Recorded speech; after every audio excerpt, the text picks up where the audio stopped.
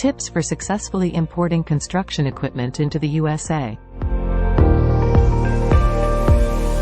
Hello and welcome to our video on tips for successfully importing construction equipment into the USA.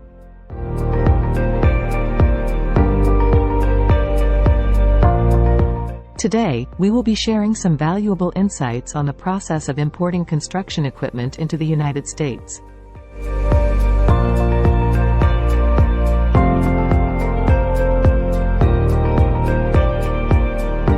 Make sure to research and understand the regulations and requirements set by the U.S. government for importing construction equipment.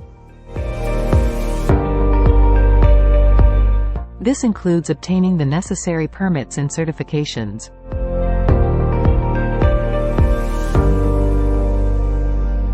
Work with a reputable customs broker who has experience in handling imports of construction equipment. They can help navigate the complex customs procedures and ensure a smooth import process.